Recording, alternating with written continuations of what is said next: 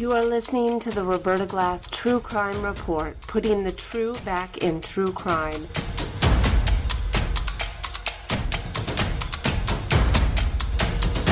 From New York City, Roberta Glass is now on the record.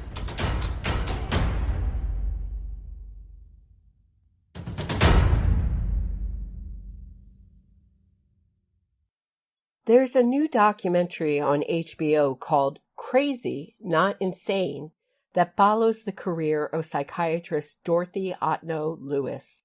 Lewis has made a career of studying the psychology of murderers, concluding that many of our most dangerous killers were suffering from dissociative identity disorder, brain damage, and/or an abusive childhood. The film is directed and produced by Alex Gibney. To talk with me about this is true crime observer Shana. Thank you for having me. Thanks so much for talking to me about this. What did you think of this film? You know what? I went into it skeptical. I'm always skeptical when I hear a documentary on, especially HBO or Netflix. And I read about it beforehand. So I knew it was going to be a lot about multiple personality disorder, which I'm already skeptical about. And I went in with as open of a mind as I could. And she doesn't come off well in the movie. So I was skeptical all the way to the end. And then I looked some stuff up and I was like, yep, it's exactly what I thought it was going to be. Full of misleading lies, and it was a death penalty advocacy film. It was just, there's so much wrong with it. Yeah, I have some of those concerns. And I think what will make this conversation interesting is I'm less skeptical than you are on dissociative identity disorder. I've known someone with that. Okay, good. That is interesting. I was less skeptical, but at the same time, Dr. Dorothy Lewis, this was really a love letter, or supposed to be a love letter documentary about her. Oh, yeah. It calls her a pioneer, that the world is just not ready, still not ready for her research, and still not ready to accept it. But she got a career that started off looking at death penalty cases. And she was hired by the defense to come in and give reasons why this person shouldn't be executed. And her first real interest seemed to be, at the time was known as multiple personality disorder. And we saw a lot of footage, and she said, I couldn't believe my colleagues couldn't believe it when I showed them video that was presented, and it was right in front of their eyes, and they still wouldn't believe it. But we also get to see the video of Arthur Shawcross, which was her first big case. Or that's the way it's presented in this. Yeah. I'm not an expert on her career in this documentary. Yeah. I say that in quotes. And they show him in hypnosis reenacting Norman Bates's character byline in Psycho. Yeah, that was my first thought too. He's playing Norman Bates. It's pretty obvious. And I found another interview with Dorothy Lewis and Arthur Shawcross where he calls Norman Bates Arthur Bates and talks about having seen Psycho. Oh my goodness. So it's not a mystery. He starts speaking in his mother's voice. Yep. It's anyone with maybe on a scale of 1 to 10 street smarts, a 2 or a 3, would see that this is a total fraud. And this guy is just trying to get out of any kind of taking responsibility for the many women that he murdered. Oh, 100%. And she was saying how, his mother knew exactly what he had done to these girls. And I'm like, yeah, of course she did. She's Arthur. Of course, that's not outside corroborating information. It's literally what he did. And he's just pretending he's saying it in a different voice. So then she moves on a little bit because this was a huge failure. And then she says, what I really wanted to talk about was his brain injury. Yeah. He has a cyst in the temporal lobe and he's got frontal lobe injury. So he's got 2 areas of the brain and an abused childhood. Now this is also her theory. So it's multiples, which is very rare, and have multiple personality disorder. Yeah. And they have a brain injury, and they had an abusive childhood. Yeah. So it's the last 2 things that she was disappointed that the defense attorney didn't want to talk about because they couldn't find a neurologist to support her theory, which I found very interesting. Did you think that too? Yeah. Where is she getting this information from if she's not a neurologist and they couldn't find a neurologist to support them? Like, did she just decide this? And her description of it is so interesting. She talks about abnormal electrical activity, and then seizures have something to do with this too. And that creates bizarre animalistic behavior, she says, quote unquote. I could not figure out where she was getting all of this from. I thought it was very interesting that she specifically told the lawyer not to go with the multiple personality defense, which makes me think she knows how crazy it is in this case specifically. Right. Like, you actually told them this is what happened to him and why he did it, but do not tell the jury this. Right. And they said, well, she didn't do well on cross-examination because she's not linear. I don't even know what that means. And that would mean that everybody who took the stand in a case would have to be kind of linear mind. Yeah. And that would certainly be a major problem in our legal system, don't you think? Of course. Any expert doesn't necessarily talk linearly, or I don't know if that's a word, but they answer the questions that they're asked. And Dorothy seemed to not be able to. And she seemed to get frustrated and upset. And she made it all about her on the stand. I was lied to. I need to take a break. And I wasn't really sure what she expected. I thought her personality was very interesting.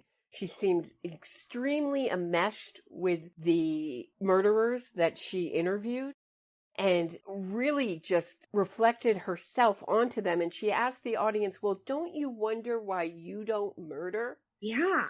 I thought to myself, well, I think what you're talking about, Dr. Lewis, is do you wonder why you don't murder in a heat of rage? Yeah. Which I think everybody can, but not do I wonder why I don't go out and hunt prostitutes like Arthur Shawcross? No, I don't wonder that. Yeah, I've never wondered that. Never once have I wanted to do that or wondered why I don't do that. Why I don't mutilate their body and eat their vagina afterwards? No, I've not considered that, Dr. Lewis. And I understood a little bit because from just interviewing people, it's very intimate.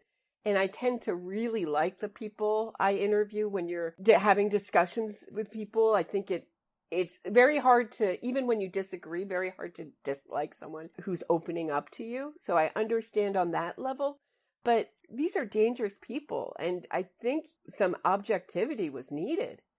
She had no objectivity. I have notes right here at the end. I'm skipping to the end of the movie. She says that somebody asked her, when you see a witch being burned in a movie and people are like cheering in the sidelines, are you the crowd or are you the witch? And she said, I am always the witch. And I thought that was so telling about her lack of objectivity. We knew that beforehand. If you didn't pick up on that beforehand, that she is already so identified with these murderers, then you weren't paying attention. The victim is never mentioned. No, and I am all for, if you are in that field, you need to get down in there. You can have empathy for these people. You can understand why they did it, but don't identify yourself with them. I really started thinking about the ivory tower they talk about of academia. Yeah. And I thought, this is a woman who's been so isolated and lived a certain kind of life. She has not met the real low, I don't know how to describe it. There's a really horrible human beings and people who con other people. You know what I'm saying? Oh, yeah. She doesn't seem to have met a con artist. Yeah, there was a childlike naivety to her. And I sort of felt like she would go into the room and it was like she was playing with dolls. And she would make everything seem sweet and happy because, of course, they weren't responsible because another personality took over, obviously. And she would be so pleased when she found that other personality because it explained that this person wasn't bad. Right, because she doesn't believe in evil. Yes, that's another thing. Evil is a religious concept to her. It just reminded me so much of a conversation I had with my mother. And we were talking about the death penalty before I watched this film. And she's very much against it. And she said to me, well, I feel everybody can change. And I said, well, do you believe some people are evil? Or another, I guess, a psychiatrist's word for that would be antisocial personality or psychopaths. Yeah. And it seemed like she took this even further. Was she saying that there are no sociopaths or psychopaths or antisocial personalities? Is that part of her worldview?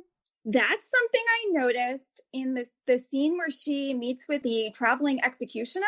Mm. She had been studying these people for decades at that point, and she said her narration over that scene was, had I finally met the cold-hearted sociopath I'd always heard of.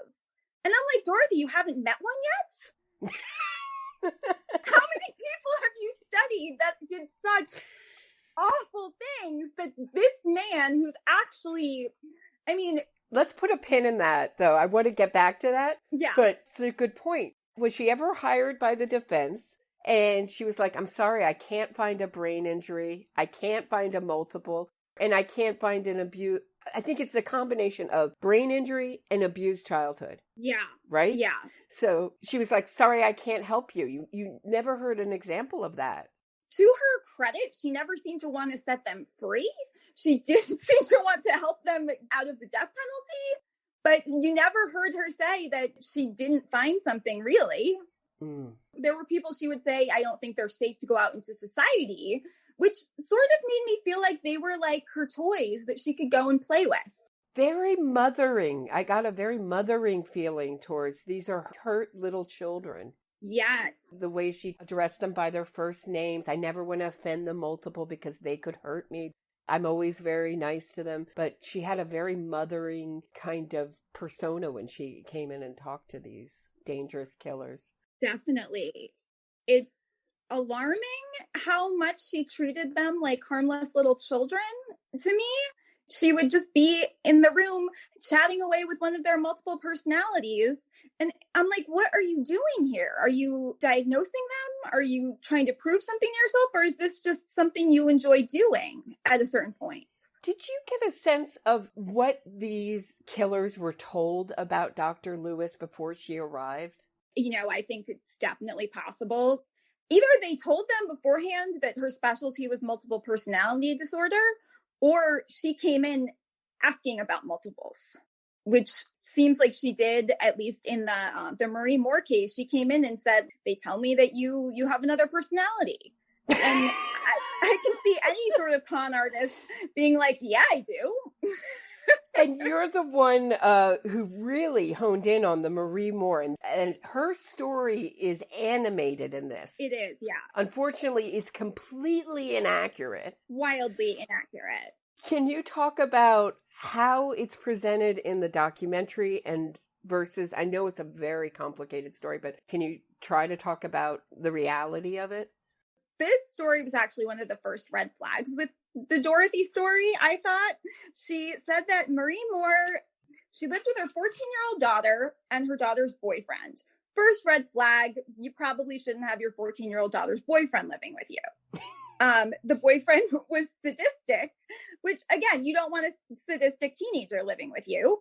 And then Marie somehow got sexually involved with the boyfriend, which really set off alarm bells in my head, because you don't somehow have sex with your daughter's boyfriends. Mm-hmm. That's just insane. Anyway, they took the daughter's friend captive and they tortured and killed the girl.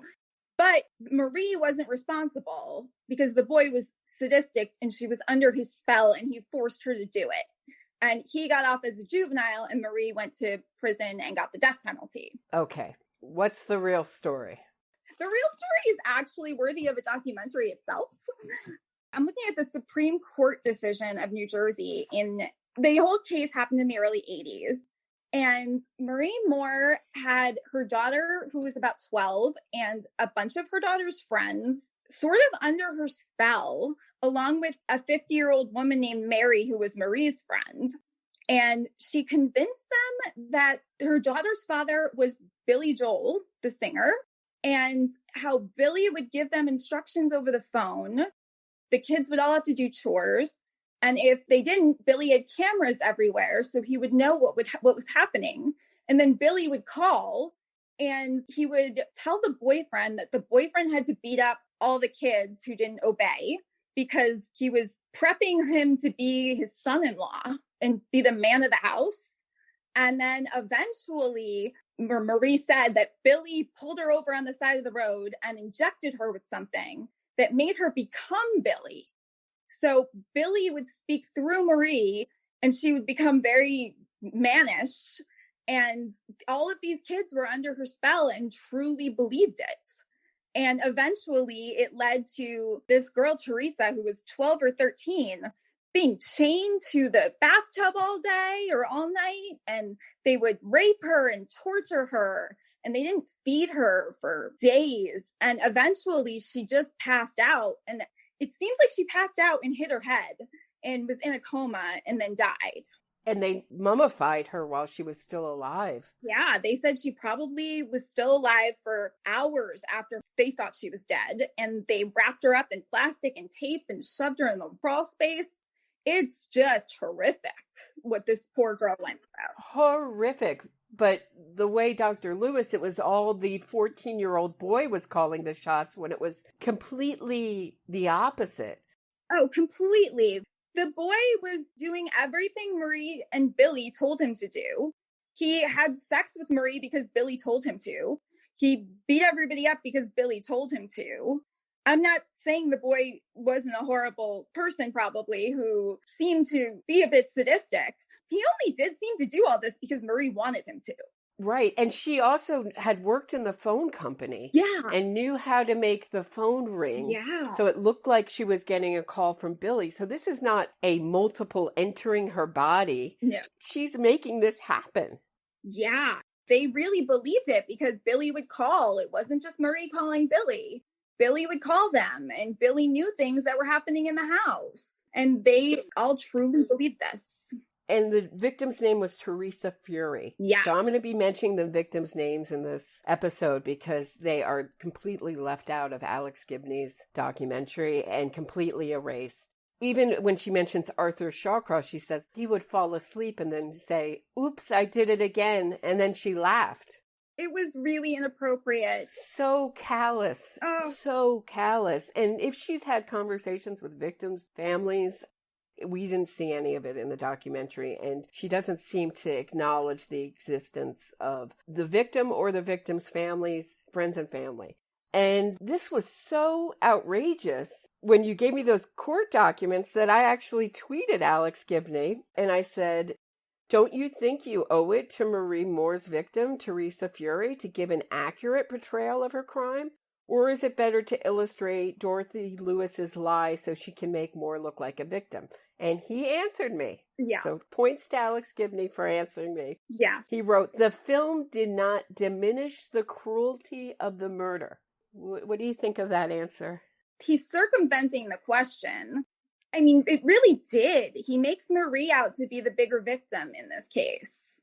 Like, sure, you acknowledge that somebody was killed, but I don't think they named Teresa. They didn't talk about anything that they briefly went over what she went through and completely absolved her killer of all responsibility. It was disgusting.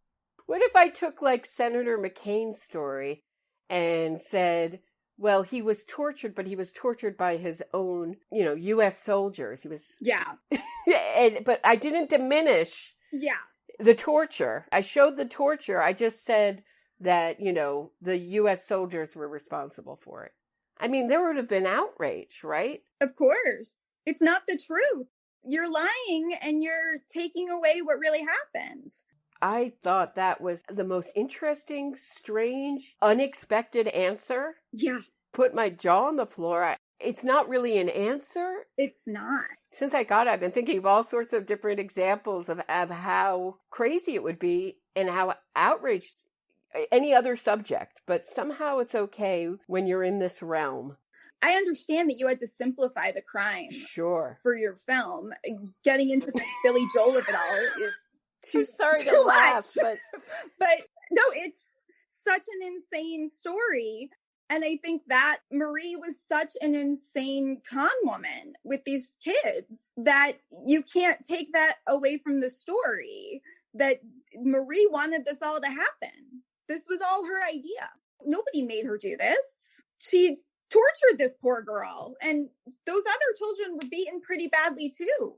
And she set up a house of fear. And yeah, and I kept thinking about, had the boyfriend been Dr. Lewis's client and she was called in for the defense, she would be the first person to say, this young boy, 14 years old, was under the influence of Marie Moore, and he's not responsible. He's a juvenile. And had Marie Moore's influence never happened, and that would be actually closer to the truth. And you have to also remember that she's getting paid to do this. Of course. So there's so many things at work. There's her career. She came off as very ambitious. Yes. And also it's her bread and butter. And it also gives her status in this world. The bigger the cases she does, the more she talks about her theories. And even if a few people ridicule her, she did eventually get to make a name for herself doing this. So it felt like an underdog story. That's a really interesting take. She was so humiliated at certain points when colleagues didn't believe her. And look, she went on to have a great, illustrious career. But there was a reason her colleagues laughed at her. Right. So the next inaccuracy is when she talks about Johnny Frank Garrett, who was also on death row. Yeah. He had killed Nunn's sister, Tadea Benz. I believe, did he rape and kill her or just? It was a confusing case. Mm-hmm. I didn't go too far into it, but yes, I do think he raped and killed the nun. And so this became her client, and she failed in saving him from the death penalty. And she says that when he was getting the lethal injection, I believe it was a lethal injection, I'm sorry if I'm wrong on that detail. So when he faced his death, he made a comment to his family. He apologized to Sister Benz's family. And he said, the rest of you can F off. And then it cuts to Dr. Lewis saying, and I thought, right on. Except that's not what happened. That's not what he said. In fact, his last words, I think it's a significant difference. He said, I'd like to thank my family for loving me and taking care of me. The rest of the world can kiss my ass. So there was no apology to Benz or Benz's family. And I find it interesting because it's very unusual when someone's last words include an apology, that she would put that in there. So once again, I don't know if it's her own mistaken memory or if she knows she's lying. I don't know. Or if she wants it to be the truth so badly that she willed it into existence. Sometimes I feel like she's very childlike, and in her mind, well, he must have been sorry. I'm just going to say it for him. I don't claim to speak for her, but just as I was watching her, like, she just had a very naive mindset about this stuff. I agree. Childlike is a good way to put it. I kept thinking about, how could we make people experience more of life before they become academics and think that this is all that there is? How can we get them to meet more people and experience more things? Because this is clearly someone who's led a very sheltered existence. And this film asks big questions that I can't answer about whether evil, I don't think they say evil. Their theory is that evil is made, that doesn't exist. I can't answer whether it's, whether people are born evil, nature, nurture. So a little bit of kudos for wrestling with these issues, but at the same time, don't lie to your audience. And I've become very sensitive to lies in documentaries since reading Linda Fairstein's lawsuit against Netflix. Absolutely. Where they say, well, When They See Us wasn't a documentary. Yeah. And I thought, well, thank God, because with all the inaccuracies in documentaries, I don't know. I feel like Dr. Lewis also simplified things to abuse children, have brain injuries from the abuse, and become killers. And it's like, that can't possibly be the case, because there are millions of abused children who grow up to become lovely people and don't do these things. So with brain injuries. Yeah, exactly. You know, like, that's not that simple, Dorothy, because that's quite offensive to a lot of people who don't do these things. And they're all men, and they're all except for Marie Moore, Yeah. who was a multiple. I don't know if we never heard about her brain, right? Am I wrong on that? There was talk about her being in a car accident, but it didn't seem to really affect her. I know. There were seizures, but it was really, really reaching.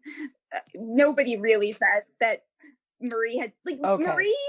They made it seem like she got Marie off death row with her testimony.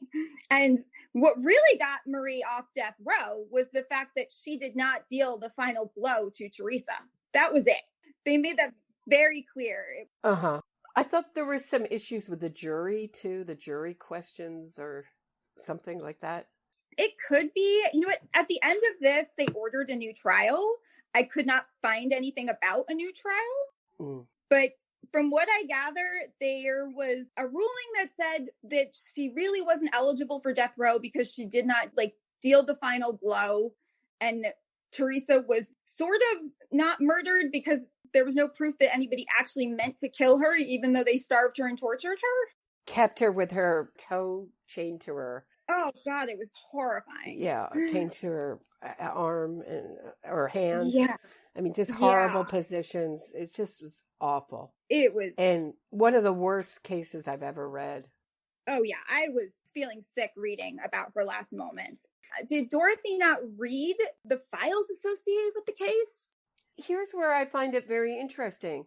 Where there are discrepancies, where she's not telling the truth, are always on the small cases. Yeah, it's true. You're right. And I know a lot of people in my audience will say, oh, it's not a big deal that she said that this Johnny Frank Garrett, that he apologized to his victim's family when he didn't. But I disagree. I think it's very important what these people say and how you present them. Of course. So David Wilson, his victim was Stephen Stinson.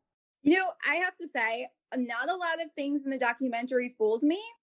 David Wilson, when there's the scene where he sees her and she supposedly saved his life and he's so pleased and childlike and seems so sweet. I was like, I don't know, maybe this guy really does have multiple personalities. He seems very genuine. And then you sent me that file and I was like, oh my God. It's horrifying. So you're very good. You're much better than I am at telling how did the documentary present it and what's the truth? You know, it was a little confusing, but something about how he was stranded on the side of the road and a motorist came to help him and he reverted into his other personality and shot the guy because he thought that he was in danger. And then they have this very sweet scene with him embracing Dorothy after she saves his life. And I think in the court documents, it was him and two cross-dressing men that he had just met a few hours earlier were stranded on the side of the road driving, I think, from Mobile to New Orleans. And they all agreed that they had to flag down a motorist and to get gas. And he was the one to do it because he was the only one who was wearing, he was a male in a suit and they knew somebody would stop for him. It was like the late 70s, early 80s. And somebody said they hoped he didn't do anything too crazy. And he said, I'll shoot the blank if I have to blank.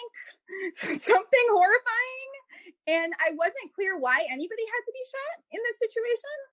But they flagged down seemed like a nice man who had a family and did something in law enforcement who stopped for them and he was going to help get them gas and they shot him right in the head. With a sawed-off shotgun, left it under his body. Yep.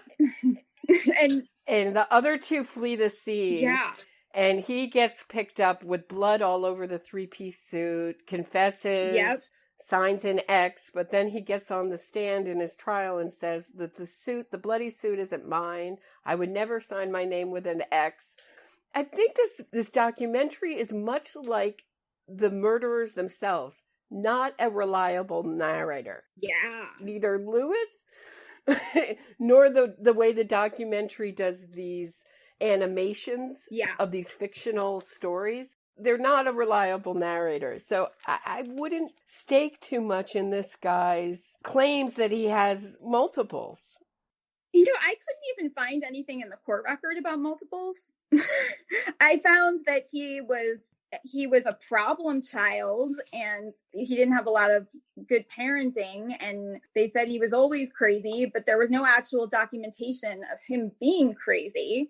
And it seemed like he just was a criminal who continued to commit criminal acts over the course of his life until he got caught, basically. And I'm not sure where the personality comes in, because as himself, he said he wanted to shoot somebody for gas. There's nothing, no ifs, ands, or buts about that one. Well, haven't you ever wondered why you don't shoot someone for gas, Shana? Don't you ever ponder that? Don't you ever ponder why you don't just shoot good Samaritans helping you out? Never once. Never once. What did they expect was going to happen? They knew he was going to shoot somebody and they run away, and the other car crashes and their car doesn't have gas in it. This was not very well thought out, but that doesn't mean that they're mentally ill and not responsible for what they did. And what he says on the stand is what he told Dr. Lewis. His story to the jury didn't buy it, but Dorothy Lewis is always going to buy it. She's the best audience for these killers. Always. So that brings us to the death penalty advocacy element of this. And where I found it really repugnant is when they start to go after the prosecutor. Yes. In the Shawcross case, saying, well, he was running for election, yeah. For re-election, so he really just had to get the death penalty for Shawcross, and he didn't care about the truth, and he was so harsh on me. But I thought what he said was my feeling, which was Dorothy Lewis's performance on the stand speaks for itself. She came off very poorly on the stand. And if you want to study Arthur Shawcross and give him therapy from prison, that is fine. But going out there and saying he's not responsible for his actions because he's Norman Bates, it's not a defense, and it's not good to tell society that. Arthur Shawcross killed 2 children, went to prison, came out, and then killed a whole bunch of women. It's that you can't say he's not responsible for his actions. I agree. And she talks a lot about the legal standard for being competent. Yes. Legally, to be competent, you have to know if what you did was wrong, basically. Any attempt to cover up a crime or lie about a crime shows that you knew that you were hiding it and you knew it was wrong. She disagrees and thinks that anybody who presents any sort of mental illness should not be eligible for the death penalty. And it's so interesting because the frontal lobe in the brain has to do with planning. Yeah. It has to do with foreseeing consequences. Yeah. Yeah. So if that's so damaged, you would think that they wouldn't have any planning. Everything would be, they wouldn't hide the crime. They wouldn't get caught. I know Shawcross got caught peeing on the bridge of where he just dumped his final victim. Yeah. So it seems a little convenient. It's very convenient. And, if somebody is genuinely mentally ill and doesn't know what they're doing is wrong, just talking to them. Like, these are people who cannot hide their bad actions because they don't know that hurting somebody is bad or walking around covered in blood is a weird thing to be after you commit a crime. The people Dorothy treats went to great lengths to hide their crimes. Mm-hmm. It's not comparable. They were competent. I agree. And Park Dietz, would you say he was painted as a villain in this, Dr. Park Dietz? He was, definitely. And I don't know a lot about him, but he definitely sort of laughed at Dorothy. He said that multiple personality disorder doesn't exist. Mm-hmm. I'm not a doctor. I don't know. I think if it exists, it's probably extremely rare. But they do paint him as a villain in this documentary. I thought it was interesting that Shawcross said to Dr. Dietz, well, I totally put on this fake act for Dr. Lewis. She's the only one who got this Bessie character to come out of him. That should tell her something. If it was really there, it would come out. He wouldn't be able to hide it from literally every other human. My question is Dr. Lewis this naive in every aspect of her life, or just because she wants to believe, because her career is based on it, she needs to have this, and also for her worldview that there is an evil. It's a really good question. I think that she does really seem to believe it. I think she identifies with them so much. At least this was my impression, that she cannot believe the person sitting in front of her committed this horrible, evil act, if you will. And it must have been something else. And multiple personalities is what she seems to have settled on. And I think there's also at least I would feel great pride to be the only one who gets it. Of course. I'm the one who gets them, Yes. I'm the only one who understands. All these other doctors, they don't get it the way I get them. She sits down with them and talks at their level. And I sort of think that there's like a sense of they feel comfortable showing this to me. Mm-hmm. Which is, maybe also because you're the only one who would believe it. You're the only one willing to buy that. I just would love to know what the defense attorney told the killer before. We're working on a multiple personality defense. We're working on a childhood abuse defense. I just would like to know a little bit more information about what they were told, if anything. I didn't think that until you mentioned it, because in my head, it was like Dorothy sat down and searched for a multiple until they gave her one, but they could have been briefed beforehand about it. It certainly would make sense. Right. So she finally finds someone with no brain injury, someone she would consider just cold and calculating and really frightening. So Arthur Shawcross didn't frighten her. Yeah. Marie Moore didn't frighten her. But Sam Jones, a guy who was an electrician who did these executions. Yeah. He traveled from state to state and did these. He was the executioner. He was a horrible, terrible, cold, premeditated killer. Yeah. He executed some of my clients. Was Sam Jones the character I had been seeking for years? The cool, premeditated killer without a trace of psychosis or brain damage? Yeah. Now, did she do a brain scan on Sam Jones? Not that I could tell. I have to say, somebody's going to execute these people, whether you're for or against the death penalty. Sam Jones is a seemingly sociopath who found a legal way to kill people. Bless him for not going out and killing everyone else. At least the people he kills are going to die anyway. Regardless of personal opinion on it. And he's the one that Dorothy finds terrifying. And it's like, he's not a danger to you or anyone around you.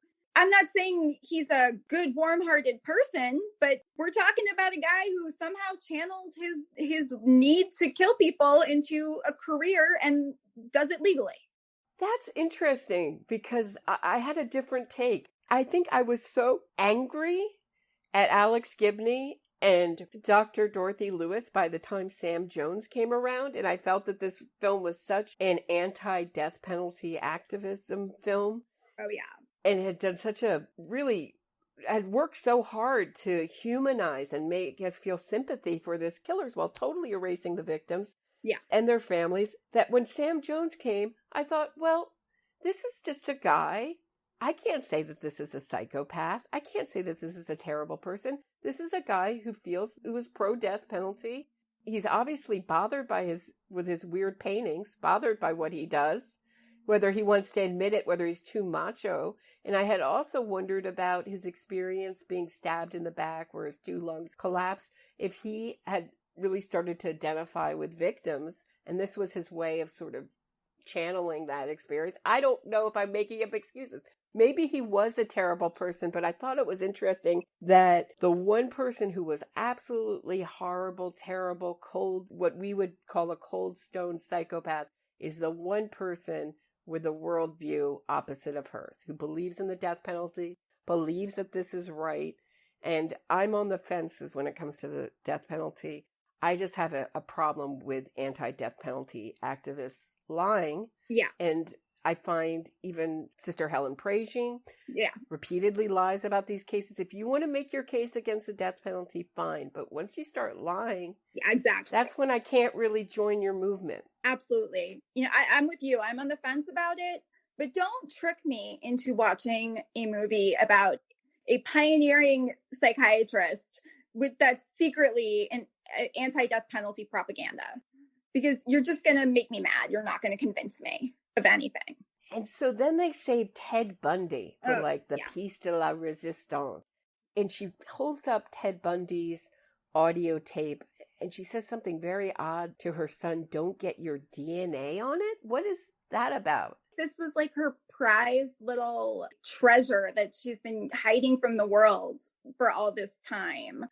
And she even didn't label it with his name on it because she was afraid it would get out. She had like there was like a wistfulness, I want to say, of remembering her time with Ted Bundy. With Ted. She calls them all by their first name. It's just very interesting. Even their multiples names, if that's the case. And she seemed to feel really sorry that she diagnosed him as a multiple decades too late. I'm sorry to laugh because it's a rare condition and she seems to find it wherever she goes. It's like, the ultimate, I would say, confirmation bias. I don't know. Is that the word? I think so. You know, I am not in the psychiatry field. I do not know anything about it, but I do know if it's real, it's not common. It's not everyone. Agreed. It's very rare. But she also has a theory that Ted Bundy is the product of incest and that the grandfather might have been Ted Bundy's, actually his father. Is that right? Yes, but she already knows that he wasn't because she apparently tested his DNA. So I don't know why that was even in there if he wasn't. Like, why did you bring this up only to say you already proved that it wasn't the case? I thought it was the most interesting part, honest part of the whole documentary, where she had a theory and she turned out to be wrong. Although she is wrong, she admits she was wrong a couple other times, but then she comes back with another one of her pet diagnoses. Like, I was wrong about this, but it's really child abuse and a brain injury or whatever.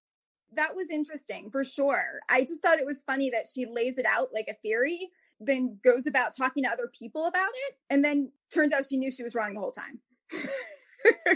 Yeah, it's just an odd choice for a film to start exploring something they know not to be true. Oh, yeah. And I just don't understand why Ted Bundy has multiple personality disorder, because he signed letters, his grandfather's name, which, sure, it's weird, but... Which was Sam, which is... made me think of how many times have people said, you know, play it again, Sam. Yeah. Hey, Sam, you know, as a cute nickname. Totally. How do we know the full story of Sam? I guess she interviewed Ted Bundy's family and they told her about the grandfather's abuse. And his name was Sam. And I guess he was very abusive and he didn't like them talking about Ted Bundy's real father. And I guess he signed his letters to his wife, Sam, but also sometimes just like other things, illegible names. My thought was maybe he just doesn't want the guards to read them and know where it came from or something. I had thought that same thing, same idea. Does he not want collectors to, I mean, he's the most famous, start collecting his letters? I have no idea. There's a lot of alternate explanations. I wasn't sure how to take it, but it certainly isn't enough to prove that he had another personality named Sam at all. To her, it was like that combined with the fact that he seemed to say, he said he never killed anyone. And she believed that that personality had never killed anyone and not that he was just lying like Ted Bundy is known to do. I mean, if anything's confirmation bias, I would say that is for sure. And Ted Bundy said about himself, I'm the coldest son of a blank that you'll ever meet. Yes. She saw what she wanted to in Ted Bundy. She really did. And, you know, I don't doubt that his grandfather was probably abusive. She's probably not lying about that. But that's not what made him kill people. I'm not even going to disagree with a film where it starts talking about how prisons have declined. Yeah. But none of these activists want to make prisons better. They only seem to want to take people out of prison, not improve prison conditions. I'm right behind you. If you want to improve prison conditions, if you want to start offering more rehabilitative things to criminals, I'm right there behind you. Fine. Yeah. But we're talking about a different it just seemed misplaced, that whole element of rehabilitation, because she was also saying that she doesn't think any of these people should ever be released. So why do we need to rehabilitate someone who's never going to be released? What are we talking about here? I felt like they were her toys, and she wanted to put them in her dollhouse so they could be there when she came back for them. You know, like the scenes, I forget, I think his name was Max, the one who sometimes talked with a British accent, and he had like... He was a monk? Yeah, too. There was a monk, and they all had crazy names. There was like Koki and Jabril, and I felt like she just enjoyed the show. Like, she would go there and she would sit down at his level and talk to him like a child, and she would believe whatever came out of his mouth.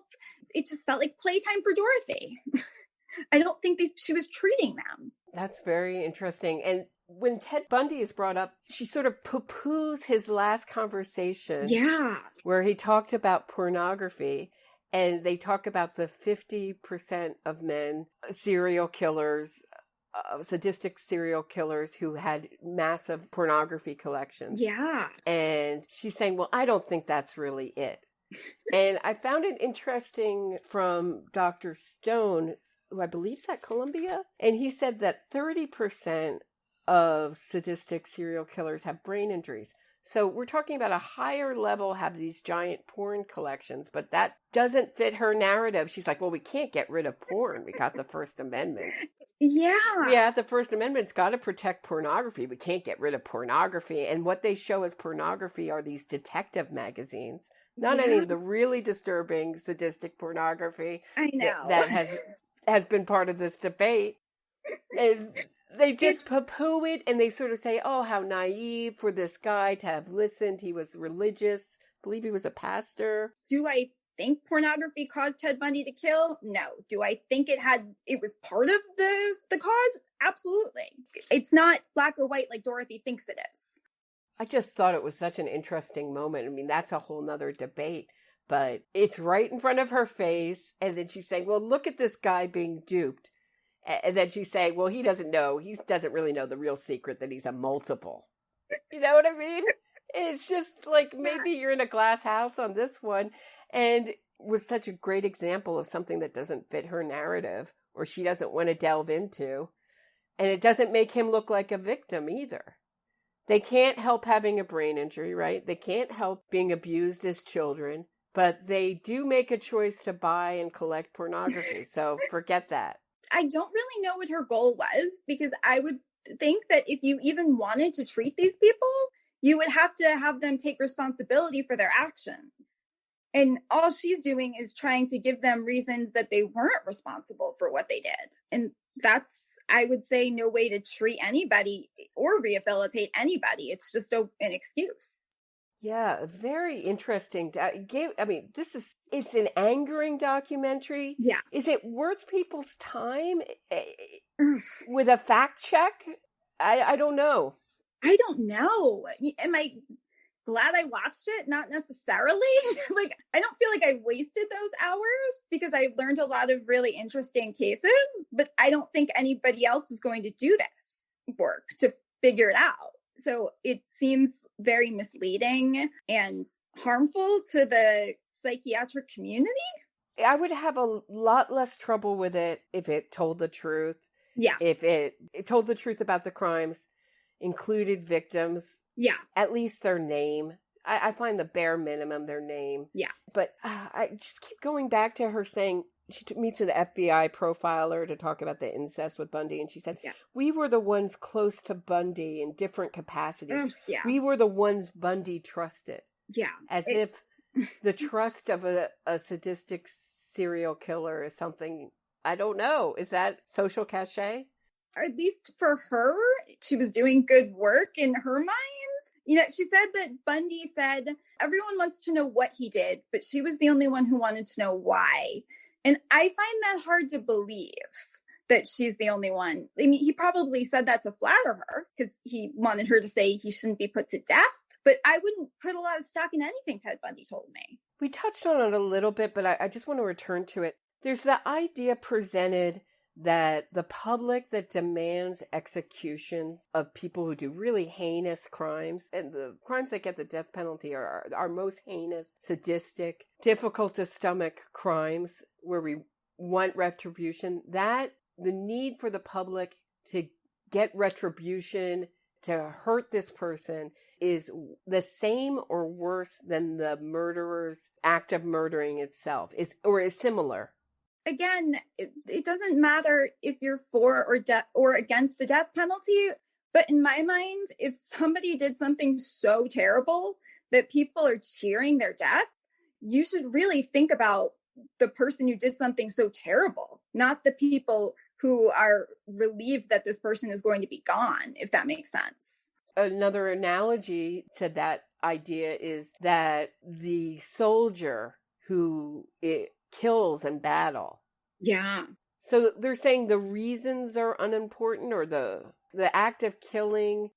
I understand they're saying the act of killing is wrong for whatever reason, but you have to say, because I wanted to sadistically hurt her, feel power over this prostitute that I picked up and then mutilate her corpse, is a little different than I want to punish someone that did something so awful. I guess that if you killed somebody and it wasn't because your multiple wanted to eat their vagina, then that makes it okay to Dorothy. Like, it was very inconsistent. She seems to be condemning the general public for wanting the executions and not the people who did something so heinous that they were ordered to be executed.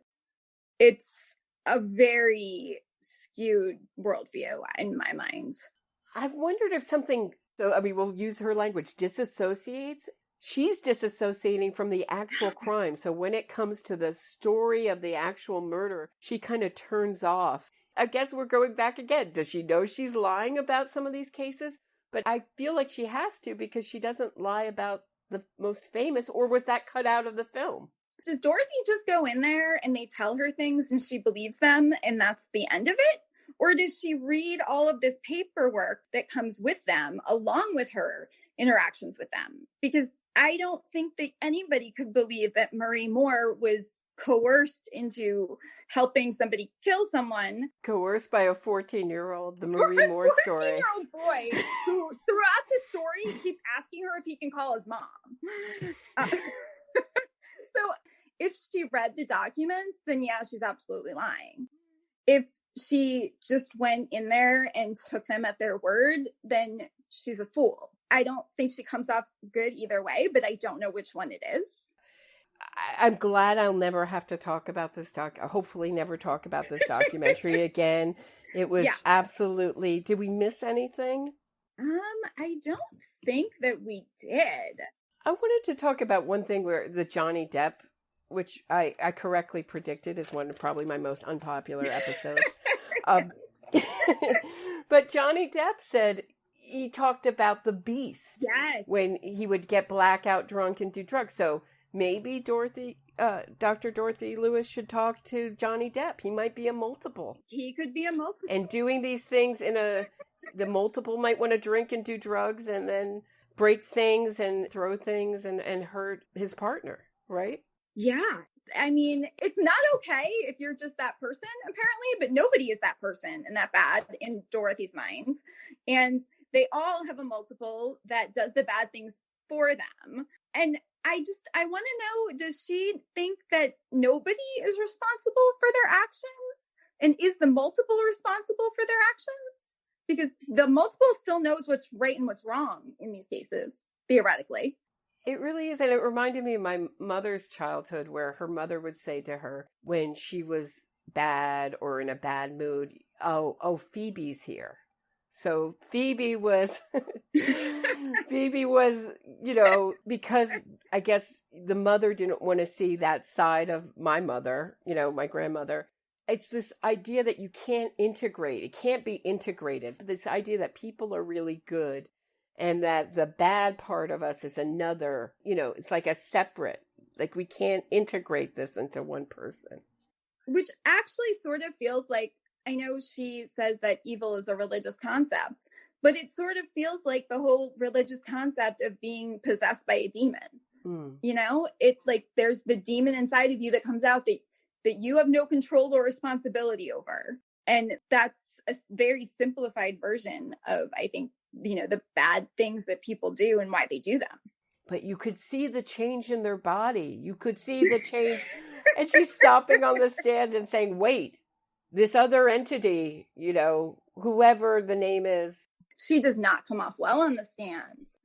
It feels like the world is whatever she wants it to be. And when people outside disagree with her, they are just not like woke enough they're not ready for her philosophy, and they don't know the things that she knows. So Dorothy is always right in these cases. Right. Wasn't she saying also that there's something primal in human beings and that gets out of control and creates a hysteric mob that just wants to kill, kill, kill, and I'm always the person being chased by pitchforky mob, right? She identifies so much with the perpetrators that it's like in her world there were no victims, that she has no concept of what the victims went through, and they are just sort of like, in her world they are the dolls that don't do anything and don't move, and they're like the unfortunate bystanders. And yeah, it's sad, but now let's focus on the bad guy who did the bad things but didn't mean to. I would love to interview Dr. Lewis. I would like her to know. She said the first big case she did was Arthur Shawcross. Big case. She said, we're really going to educate the public, but we never got our chance because they couldn't find a neurologist. Yeah. But if this film is the education to the public, what does she want us to understand? That there is no evil, that people who do these acts have brain injury and childhood abuse, but is it every single person? Is it only your clients? What percentage are we looking at altogether? And what do you think? I kept thinking about Colonel Russell Williams, who didn't start killing and raping and doing all that stuff till way later in his life. So what is your explanation when it's absent? Because with Ted Bundy, and this is an important part we missed, she said that she couldn't find any brain injury, but he did have brain waves associated with depression. Yes. So that's like 3/4 of the American population must have that, right? With the amount of antidepressants being doled out. Depression doesn't make you go out and kill women. It's just not a symptom of depression. And she said, I thought about his childhood.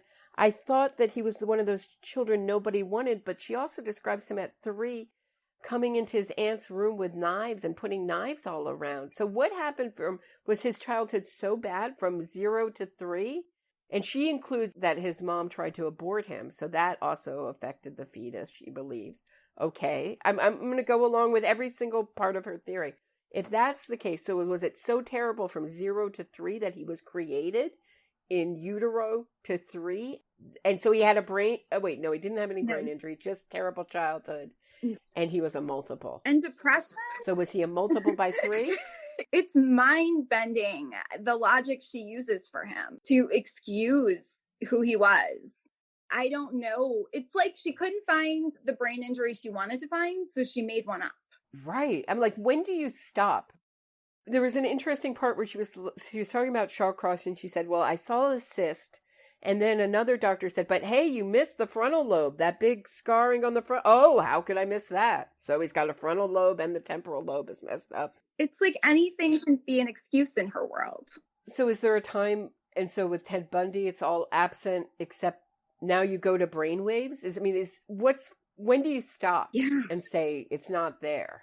She claimed that there were people that she didn't diagnose, but she didn't go into any detail about it. And it just seems like she was very fast and loose with the multiple diagnosis, even when there were absolutely no symptoms of it, like with Ted Bundy. True. And I think my last word is that you can't blame Alex Gibney for having a subject that lies to him. Yeah. But where I have problems is when Alex Gibney hires an animator to animate her lies and presents that to the public as truth. Yeah.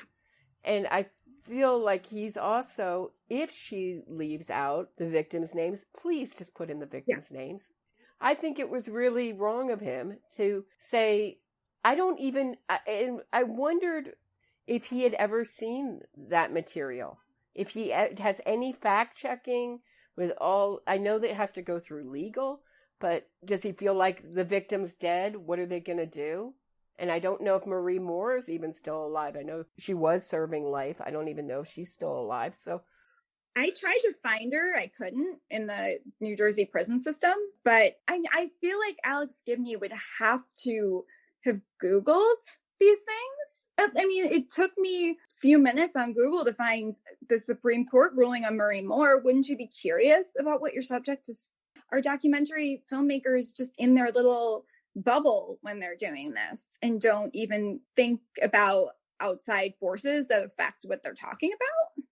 I don't know. Would the truth mess up the narrative because now she's not a victim of the 14-year-old? Her 14-year-old, I don't know if you can even, I can't even call him a boyfriend, but whatever you want to call him. He was only her boyfriend because Billy Joel told him he had to be. Right, exactly. So, and I find it very interesting that Alex Gibney also did a documentary about Lance Armstrong. And I happen to know from unnamed sources that I won't name that he was warned not to do that. Lance Armstrong was doping, that he had called Emma O'Reilly a whore, that he had really gone after people legally, aggressively, that he should not make this great comeback documentary about Lance Armstrong and he's racing clean this time. So he had to change the documentary. So it's called The Armstrong Lie, and I was lied to and I didn't know and I believed because he had no bad tests. I mean, what? Come on. Hearing all that makes me think that Alex Gibney didn't want the truth to impede his view of his film and how it was supposed to be, unfortunately. And his response to you, I mean, he could have read it had he not known and realized his mistake. I don't know. Maybe I'm hoping for too much for people to accept their mistakes, but he doesn't really take responsibility for any of it. I wonder, really, I would love to talk to Alex Gibney and find out what is the relationship when you're making these documentaries. Do you just love the person that you're making this documentary about? Did you become too enmeshed? Or is it just you're so ambitious that the truth doesn't matter anymore and whatever fits your narrative and that's going to get you the big bucks? Is it too difficult for the public to understand some of the, I don't know. I don't either. It's not enough for me to let him off the hook. That's for sure. I mean, it's not the most egregious offense of a documentary filmmaker I've ever seen, but he definitely circumvented the truth throughout the whole documentary. It's not good. It doesn't do poor Teresa any justice. It sort of just takes away from what happened to her. And that's pretty infuriating. Yeah. I wonder if she has family, if they've spoken up or I've seen this or. I found in a news article that her mother had passed away before this even happened. And all she had was a grandmother and maybe foster parents. So I sort of felt like nobody cared about this poor girl when she was alive. Are you really going to keep insulting her while she's gone? Come on. Good point. I think one of the more interesting things you said about this, and what I didn't consider, was that you felt that Dr. Dorothy Lewis came off poorly. And I wonder how many people have seen this documentary who have the same opinion. Does it take a very sharp eye, or is this going to move the conversation, the anti-death penalty movement forward? Is it going to start a conversation about these issues? I would think that it would harm their case if all the lies came out. It doesn't feel like it's a good activism film if it's built on lies. But I really don't know. I don't know how she came off to anybody else because I went in suspicious. Right. I guess once you've been lied to by one documentary, it becomes hard to sit back and just accept it as gospel. I tried. I told you, David Wilson sort of fooled me. He was in the movie. He was a very good actor in the scene where he's reunited with Dorothy. I thought, maybe this man really did change and she really did help him. And honestly, I don't think any of that's true now after reading what he did. It's what came to mind when I saw that footage of him very much heavier and smiling and looking is what my mom says, who works with prisoners, volunteers. And she says, there's a saying we have around the prison is that they're always so well behaved in prison. Oh. You know, Arthur Shawcross got out for good behavior and because he was a veteran and went on to kill so many people. So yeah, I mean, if they can't act out in prison, sometimes they won't. What would you say? Would you recommend this as a watch or skip it? Recommend? I don't think I would. Mm-hmm. I really don't think it was worth. It had interesting parts, but they were all sort of proven to be wrong. Mm-hmm. So I don't really think it has much value. I don't know if I could agree or not agree. I think I've gone so far into this that I'm not even a good judge. But thank you so much for talking to me about this, and hopefully we can do it again. Thank you for having me.